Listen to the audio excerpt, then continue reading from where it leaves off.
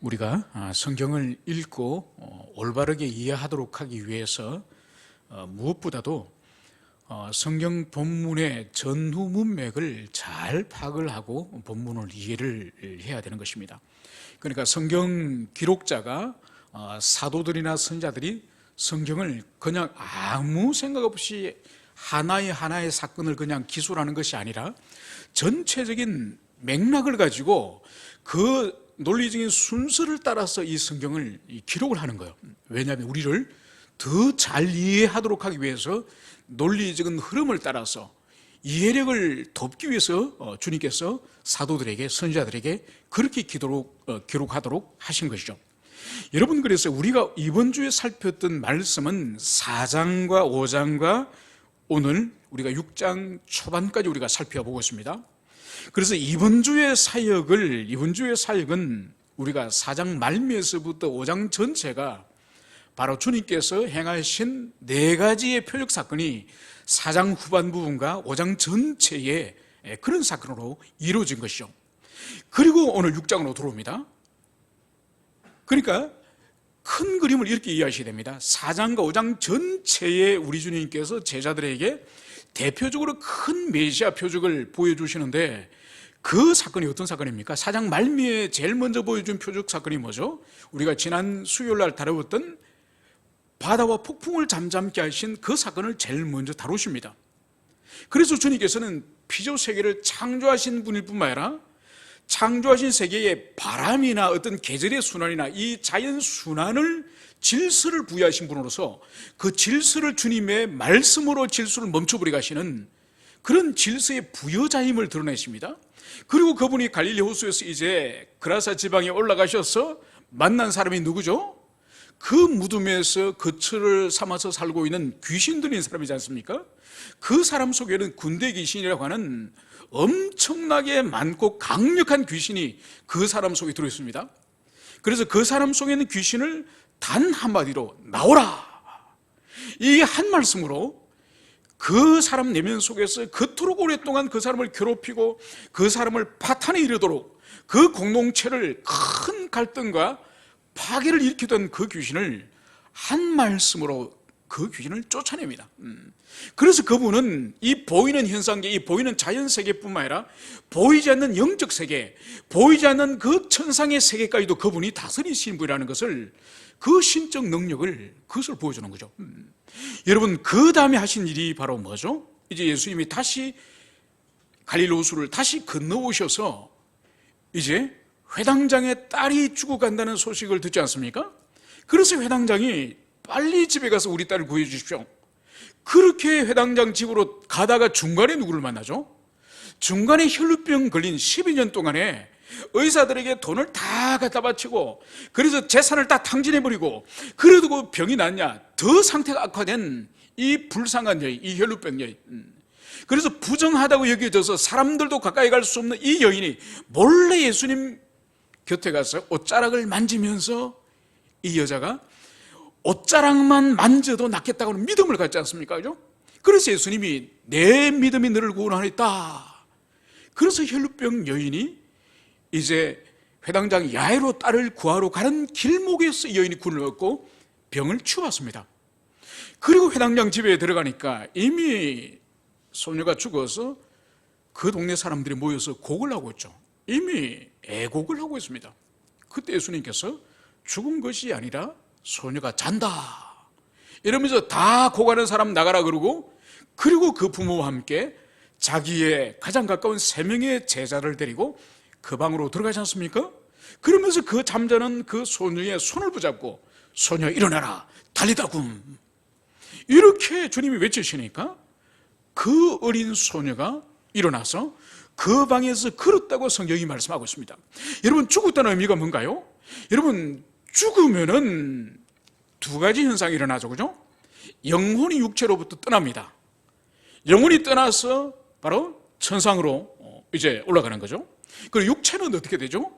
죽으면 죽는 그 순간 급속도로 육체는 부패 상태로 들어갑니다.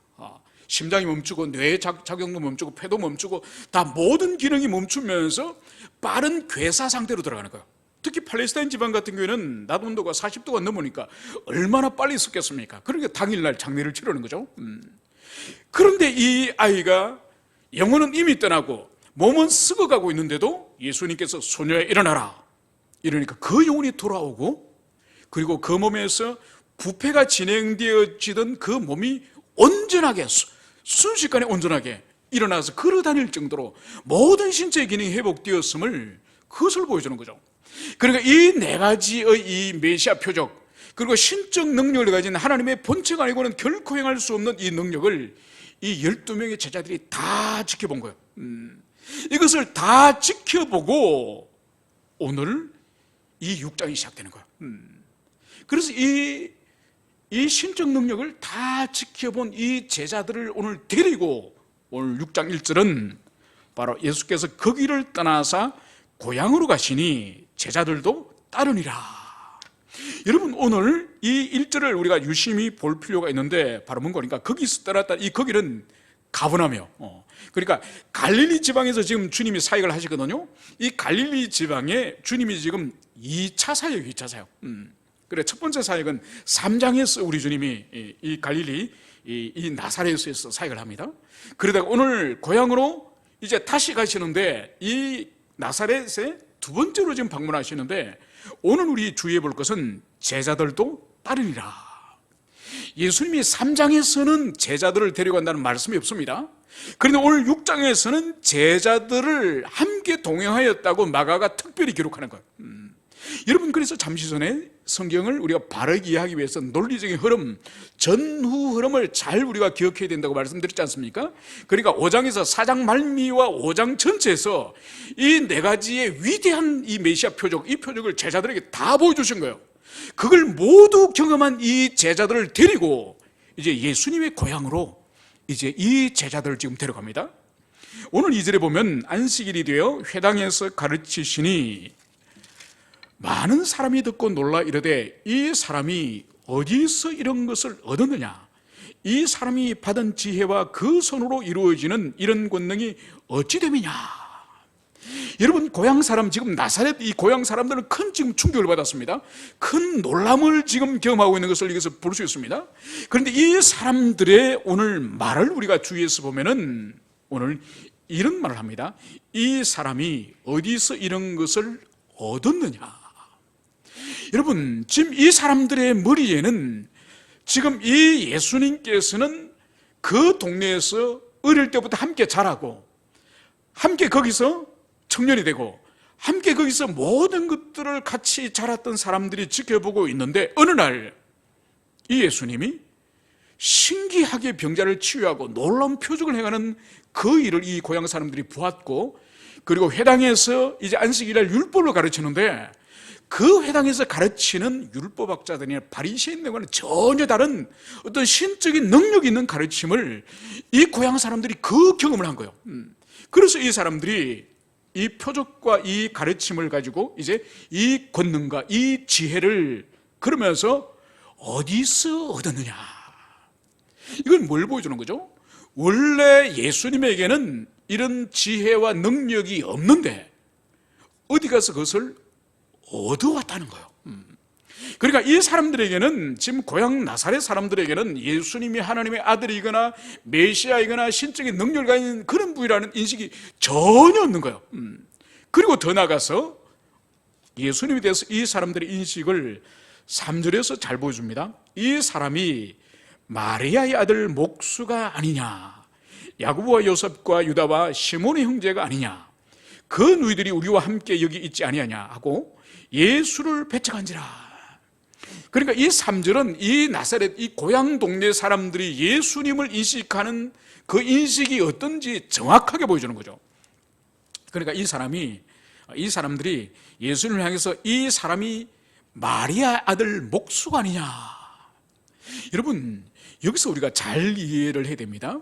마태복음 1장 1절부터 1장 전체가 무엇으로 구성됐죠? 마태복음 1장이 예수님의 족보로 구성되었죠. 여러분, 그래서 아브라함으로부터 해서 족보가 이삭과 야곱으로 쭉 이렇게 내려와서 예수님까지 내려오지 않습니까? 이게 기본적인 히브리인들, 유대인들의 이 족보, 이 가계의 이 전통이에요. 거기에서 기본적으로 등장하는 것이 아버지가 아들을 낳고, 아버지가 아들을 낳고, 아버지가 아들을 낳고, 아버지가 아들을 낳고, 그죠? 이게 기본적인 거예요. 여러분, 이것은 우리 이 동양 문화권에서 우리에게도 마찬가지예요. 여러분들 어디 가면은 너희 아버지가 누구냐? 너희 아버지 함자가 어떻게 되느냐? 누구 집 자제냐? 여러분, 보통 그렇게 물을 때에 내가 누구누구의 아버지, 누구의 아들입니다. 여러분, 이것이 우리의 문화권에도 기본이지 않습니까? 여러분, 마태복음 1장에서도 아버지가 아들 낳고 아버지가 아들 낳고, 이 아버지와 아들 사이의 계대가 이 히브리인들의 기본적인 족보예요. 그런데 오늘 이 고향 동네, 이 나사렛 동네 이 사람들이 예수님을 인식하는 것이 바로 뭐죠? 이 사람이 마리아의 아들, 예수님을 마리아의 아들이 부르는 거예요. 여러분, 우리가 생각할 때는 그 어머니 이름을 부르거나 아버지 이름을 부르거나 누구의 아들이면 어때? 여러분, 이 시대는 어머니의 아들로 불릴 때는 이 엄청난 모욕이에요. 우리가 성경에서 우리가 어느 정도 짐작해 볼 수 있는 것이 바로 뭔가 하니까, 예수님의 육신의 아버지이신 이 요셉은 아마 오래 살지는 않았던 것 같습니다. 그러니까 요셉은 일찍이 돌아간 것 같습니다. 그리고 과부로 남아있는 이 마리아를, 이 장남인 우리 예수님이 아버지의 유업을 일찍 물려받아서 몫으로서 가정 전체를, 동생들을 억압하면서 가정 전체를 이끌었음이 분명합니다. 그래서 여기서도 예수님을 보고 몫수라는 말을 사용하는 거죠. 자, 그러면은 이 표현은, 마리아 아들이라는 이 표현은 비록 아버지가 일찍 죽더라도, 우리 문화권도 마찬가지죠. 아버지가 일찍 죽더라도 그 아버지의 아들이라고 표현을 하는 거거든요. 그런데 여기서 이 마리아의 아들이라는 것은 예수님을 엄청 모욕을 하는 거예요. 심지어 이런 부분까지 있습니다. 어떻게까지 해석을 할 수 있는 거니까, 우리 예수님을 향해서 아버지가 정확히 누군지를 모른다. 왜냐하면 실제로 예수님이 동정녀 출생이기 때문에 요셉의 육신의 아버지는 사실 아니에요.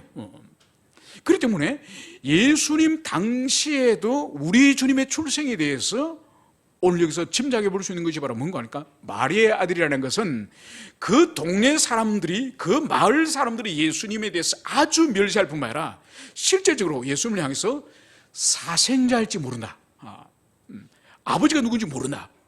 그리고 우리 표현으로 말하면 후레 자식, 이런 표현이에요. 그리고 예수님을 얼마나 모욕을 하고 배척을 하는지 그것을 볼 수 있는 거예요.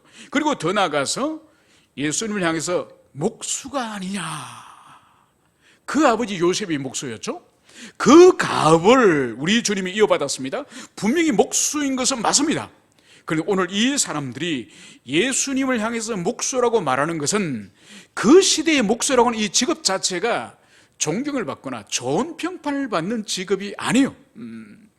여러분, 특히 이 시대에, 로마가 지배하는 이 시대의 이 목수는 사실 독특한 어떤 특징을 가지고 있는 그런 직업이라고 할 수 있습니다. 바로 뭔가 하니까, 로마에 대해서 저항을 하거나 세금을 거부하거나 반란을 일으키는 그런 사람을 어떻게 죽이죠? 십자가의 못을 박아 죽이지 않습니까? 십자가의 못을 박아 죽이기 때문에 그 십자가를 누가 만들겠습니까? 목수들이 만들어요, 목수들이. 여러분, 그래서 그리스인 조르바를 쓰는 카잔차키스, 여러분 아시죠? 그 카잔차키스가 쓴 그 사람이 쓴 소설을 영화로 만든 예수 그리스도 마지막 유혹이라고 하는 영화가 오래전에 90년도가 80년도 나왔던 게 있습니다. 그 소설을 쓴 카잔차키스, 그 사람의 소설에 보면은 예수님이 로마 병사들이 유태인들을 십자가 못 박아 죽일 때에 그 십자가를 납품하는 업자로 그렇게 기록을 하고 있습니다. 물론 그건 픽션이죠. 그러니까 여기서 목수라고 말할 때 이것도 매우 경멸적인, 로마 지배 체제 하에서 목수라고 하는 것은 동족을 십자가에 못 박아 죽도록 그 십자가를 만들어서 납품하는 그런 일종의 민족의 반역자의 그런 성향이 있는 그런 모욕이에요. 그러니까 지금 이 고향 나사렛 사람들이 예수님에 대한 인식이 얼마나 지금 부정적인지, 그래서 오늘 마가는 예수를 배척한지라, 이 말씀을 오늘 여기서 하고 있습니다. 여러분, 그러면은 오늘 두 번째로 오늘 예수님께서 제자들을 지금 데리고 와서 회당에서 가르치시고, 그리고 회당에서 자기 제자들도 12명도 함께 앉아 있는데 거기서 사람들이 수군대면서 마리아의 아들이다, 목수다, 이 말을 자기 혼자가 아니라 제자들이 다 듣는 거예요. 여러분, 보통 사람이라고 한다면은 자기 혼자 고향을 간 것이 아니라 자기를 그래도 표적을 행하시고 말씀의 능력을 행하시는 선생님으로, 아직은 메시아의 온전한 인식이 없지만은 이런 제자들을 데리고 가서 거기서 회당에서 동네 사람들, 고향 사람들이 예수님을 모욕하는 이야기를 들으면은 보통 사람이라고 한다면은, 만약 여러분이 예수님이라 한다면 기분이 어떻겠습니까? 매우 불편하겠죠. 여러분, 그러면은 첫 번째 방문, 고향을 방문했을 때 예수님이 어떤 대접을 받았는지 그것을 우리가 살펴보면서 오늘 이 본문을 비교해 보면서, 그러면 왜 주님이 이렇게 하셨는지 그것을 우리가 추론을 해보기 원합니다. 3장을 가봅시다. 자, 3장 20절에서 22절.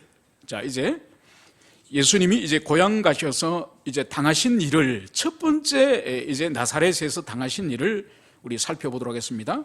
3장 20절에서 21절 찾으셨으면 우리 20절, 21절 두 구절 먼저 읽겠습니다. 시작. 집에 들어가시니 무리가 다시 모임으로 식사할 겨를도 없는지라 예수의 친족들이 듣고 그를 붙들려 나오니 이는 그가 미쳤다 함이로라. 아멘.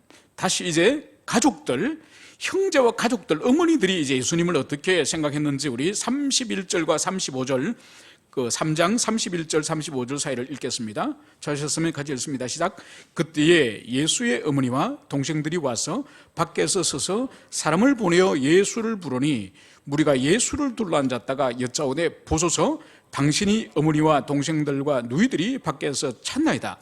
대답하시되 누가 내 어머니며 동생들이냐 하시고 둘러앉은 자들을 보시며 이르시되 내 어머니와 내 동생을 보라. 누구든지 하나님의 뜻을 행하는 자가 내 형제요 자매요 어머니라. 아멘.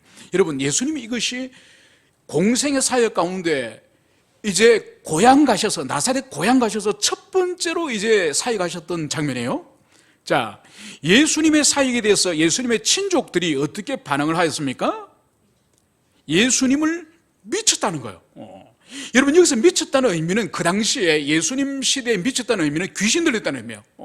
그래서 그 아래 우리가 읽지 않았습니다만 22절에 보면은 예루살렘에서 내려온 서기관들이 예수님을 향해서 바알세불, 귀신의 왕인 바알세불의 능력을 받고 바알세불에게 사로잡혀서 귀신을 쫓아낸다.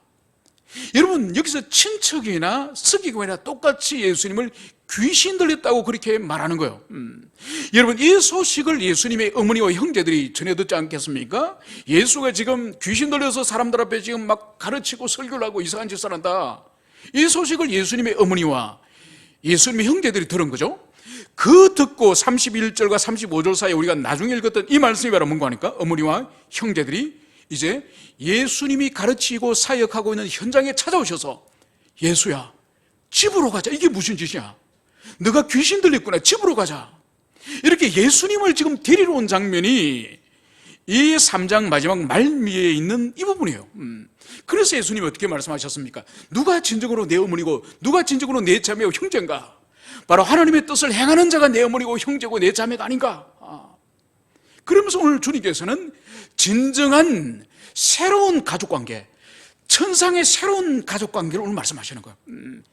혈육의, 단순히 육신의 혈육의 형제자매가 아니라 바로 하늘 아버지의 뜻을 행하는 그 사람이 새로운 하늘의 가족관계라는 것을 오늘 주님이 말씀하시는 거죠. 여러분, 그래서 오늘 1차 고향 방문의 결과는 뭔가요? 1차 방문의 결과도 우리 주님이 미쳤다, 귀신 들렸다, 그 일을 그만두고 집으로 빨리 돌아가자. 이것이 예수님의 어머니와 가족들의 영적 무지함이에요. 그리고 고향 사람들의 영적 무지함이에요. 여러분, 이 일을 다 하고 나서 오늘 이 6장에서 예수님이 다시 혼자 오신 것도 아니고 12명의 제자들을 데리고 다시 회당에서 가르치셨는데 거기서 표적도 행하시고 말씀에 놀라운 권능이 나타났는데 고향 사람들의 반응이 뭐라고요? 바로 마리아의 아들이고 목수가 아니냐, 그러면서 그 제자들 12명이 보는 앞에서 주님을 배척하는 거예요. 조롱하는 거예요. 여러분, 예수님께서 이걸 모르고 고향 가셨을까요? 이런 일을 당할 줄 모르고 12명 제자들을 데려와서 그 제자들 본 앞에서 그 모욕을, 그 배척을 주님이 당하셨을까요? 아니죠, 그죠? 그래서 주님은 4절에서 이렇게 말씀하시는 거죠. 선지자가 자기 고향과 자기 친척과 자기 집 외에서는 존경을 받지 못함이 없느니라.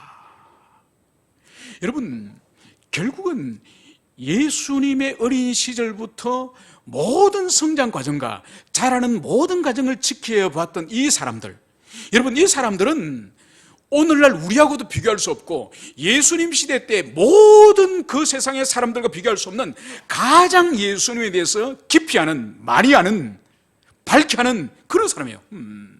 여러분, 그렇지만 이 사람들의 결과가 뭔가요? 예수님에 대해서 누구보다 많은 지식을 가지고 있고 많은 알을 가지고 있지만은 그 암과 그 지식이 이 사람들을 구원에 이르게 하였습니까? 아니죠.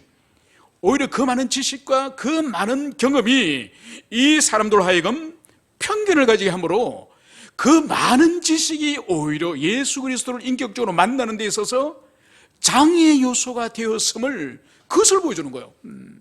여러분, 이것은 오늘날 우리에게 적용을 할 경우에 어떻게 적용할 수 있는가?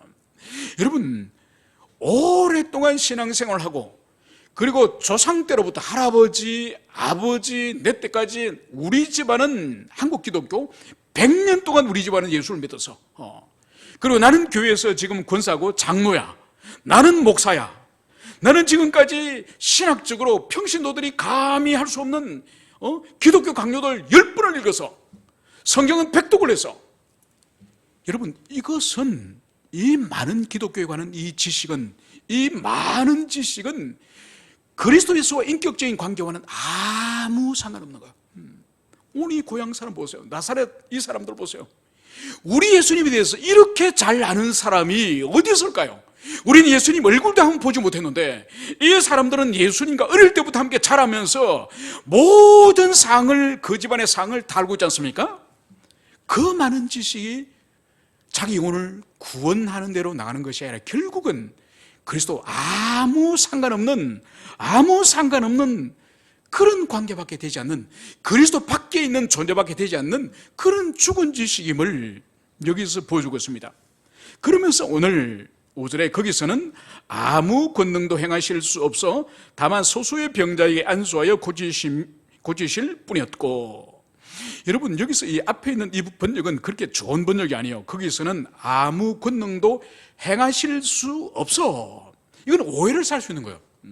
마치 고향 동네 가서는 예수님께서 능력이 마치 제한되거나 능력이 사라져버리거나 마치 거기서는 표적을 행할 수 있는 능력 자체가 없는 것처럼 지금 번역이 됐는데 이 번역은 바른 번역이 아니에요. 그래서 아무 권능도 행하실 수 없어가 아니라 아무 권능도 행하시지 않으셨다. 행하시지 않으셨다라고 해야지 행하실 수 없다라고 번역을 하면 안 됩니다. 그러니까 이 동일한 이 본문, 이 병행구절 마태복음에서도 많은 권능을 행치 아니하시다, 행치 않으시다, 그렇게 번역을 하고 있는 거죠. 그래서 이 마가복음에서 우리 한글 번역은 바람직하지 않습니다. 오해할 수 있는 그런 본문입니다. 여러분, 그래서 이 나사렛 고향에서 행하시되 다만 소수의 병자에게 안수하여서 고치실 정도로 그분은 여기서 표적과 이적을 행하시지 않으신 거예요. 왜 그럴까요? 그분의 능력이 충만하신 분인데 왜 행하지 않으실까요?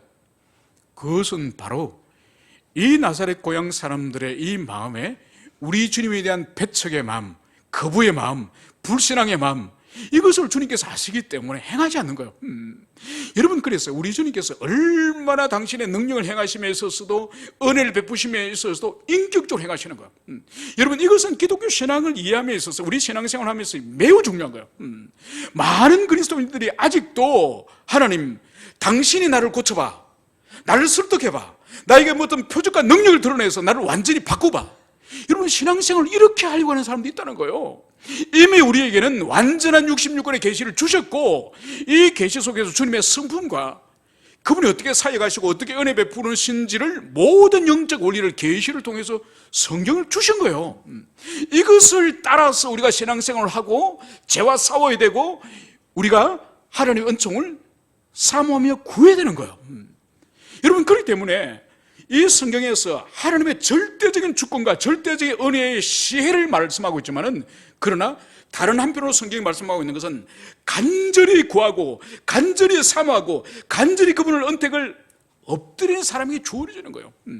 그러니까 아무 사모함도 없고 기대함도 없고 아무것도 없는 그런 상태에서 주님 당신 홀로서 나를 고치고 나를 변화시키고 나를 경건케 하고, 여러분, 그것은 이 성경이 말하는 기독교 신앙과 다른 거예요.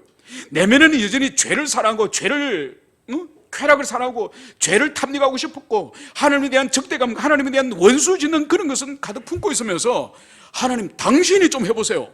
여러분, 이런 투의 신앙은 100년이 지나도 껍질은 가질 수 있을지 모르지만은, 흉내는 낼 수 있을지 모르지만은, 진실로 주님과 인격적인 교제, 진실로 그분과 은밀한 교제 가운데서 생명과 사랑을 누리는 것은 불가능한 거예요. 그래서 오늘 주님께서 자기 고향 사람 얼마나 안타깝겠습니까? 얼마나 그 사람을 다른 동리와 다른 성읍 사람보다 사랑했겠습니까?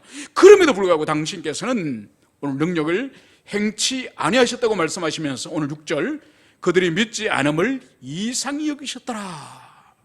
여러분, 이상히 여기셨더란 이 표현도 정확한 분위기 사실 아니요. 안타까워하셨더라. 안타까워하셨더라. 여러분, 얼마나 단독리 다른 성읍의 사람보다가 이 자신이 함께 30년간을 살았던 이 성읍의 사람에 대한 애정이 얼마나 크겠습니까? 그럼에도 불구하고 다른 성읍의 사람들은 믿고 구원을 얻고 변화되는 그것을 보고 고향 사람들은 완악하게 오히려 자기를 조롱하고 모욕하는 이 모습을 보고 얼마나 그분의 마음에 안타까움이 있겠습니까? 여러분, 이것을 제자들에게 다 보여주신 거예요. 다 보여주신 거예요. 능력을 행하셔서 엄청난 표적을 행하시는 4가지 그 메시아 표적도 보여주셨고, 고향에 와서 그렇게 능력 있게 말씀을 전하고 가르쳐 주셨지만은 고향 사람들이 아멘 할렐루야 이렇게 받아들이는 것이 아니라 예수님을 조롱하고 배척하는 이것을 제자들에게 보여주신 거예요. 여러분, 그러고 나서 오늘 7절 이하가 이에 모든 촌에 두루 다니시며 가르치시더라. 12제자를 부르사 둘씩 보내어 더러운 귀신을 제하는 권능을 주시고. 여러분, 그래서 이 흐름이 바로 어떻게 되는 거니까 제자들에게 다 보여주시고 이제 제자들을 둘을 짝지워서 이제 동리마다 성읍마다 파송하는 거예요. 여러분, 파송할 때 바로 이 고향 동네에서 보여주신 이 장면, 바로 그리스도 예수와 그의 복음을 증거하는 것은 가장 가까운 고향 사람들, 가장 가까운 심지어 가족들에게조차도 환영과 기대와 존경과 사랑을 받는 것이 아니라 가족들에게조차도 배척을 당하고 조롱을 받고 박해를 당하는, 이것이 여러분 복음을 따라 사는 것이고 복음을 증거할 때 우리들에게 돌아오는 것임을 제자들에게 그것을 보여주는 거예요. 여러분, 이것은 우리 주님의 사역의 마지막 부분까지 제자들이 이 부분을 회복을 못합니다. 바로 뭔가 하니까 예수님이 잡히는 그 십자가 달리는 그 직전까지 예수님이 왕이 되면은 누가 왼쪽에 앉고 누가 오른쪽에 앉을 것인지, 제자들은 마지막까지 예수님이 올라가시고 성령을 받기까지 그 사람들은, 그 제자들은 복음과 함께 영광을 얻고 복음과 함께 많은 사람들이 추종하고 많은 사람들이 따르는 그런 사역을 이 제자들이 이 지상에서 끊임없이 그 요구를 받는 거예요. 그래서 주님께서는 당신 자신이 고향에서조차도 모욕을 당하고 조롱을 받고, 그리고 누가복음에서는 이 1차 사역, 여기서 이거는 2차 사역이지만 1차 사역에서 어떤 일이 벌어진 거니까 예수님을 끌고 그 나사렛 절벽으로 끌고 갑니다. 절벽으로 끌고 가서 예수님을 절벽에 던져 죽이려고 합니다. 고향 사람이. 물론 예수님이 그때 죽음을 피해서 나오시죠. 그러니까 복음을 증거하고 복음을 따라 사는 것이 얼마나 이 세상이 거부하면서 우리 성도와 교회를 향해서 박해를 하면서 이 세상의 성도와 교회의 삶이라고 하는 것은 부귀 영화를 누리고 이 땅에서 좋은 지위와 좋은 사람들의 대우를 받고 존경을 받고 이 땅에서 번영을 누리는 것이 복음에 합당한 삶이 아니라는 거예요. 여러분, 오늘날 우리 한국교회를 비롯해서 이 세계 교회에서 가장 왜곡된 것 중에 하나가 현세의 복락을, 현세의 잘됨을, 현세의 번영을 복음과 함께 누린다는 것을, 성경은 어디를 보십시오. 여러분, 복음서를 보고 바울의 서신을 보세요. 끊임없이 고난을 당하라, 고난을 통과해야, 환난을 통과해야 하나님 나라 들어간다. 여러분, 이것이 성경의 일관된 말씀인데, 오늘날은 이 땅에서 예수 믿고 예수 믿기 전엔 조금 복을 받았는데 예수 믿으면 더 복을 많이 받고, 이 땅에서 예수 안 믿을 때는 병이 들었는데 예수 믿으면 병 다 낫고, 여러분, 이것은 복음이 아니라니까요. 여러분, 엄밀히 복음서와 바울의 서신을 보라니까요. 우리가 지금까지 공부하지 않습니까? 그것은 복음이 아니라니까요. 그건 오히려 구약시대 때 오히려 바알과 아세라즘에서 나온 것이고, 이 또 신약에서는 만모리즘에 가까운 그런 사상이에요. 여러분, 그렇기 때문에 오늘날도 우리 그리스도인이 회복해야 될 것은 복음대로 살고 복음을 전가하고, 그로 말미암아 환난과 고난이 오면 받겠다. 여러분, 이것이 우리가 회복되어야 돼요. 이걸 회복하지 않기 때문에 자꾸 고난을 피하고 두려워하고, 그래서 세상에 달콤한 말을 하고 세상에 아부를 하고 세상 사람과 잘 지내고 화목하는 그것이 본질인 것처럼, 여러분, 그렇기 때문에 타락을 하는 거예요. 타락을. 변질되는 변질.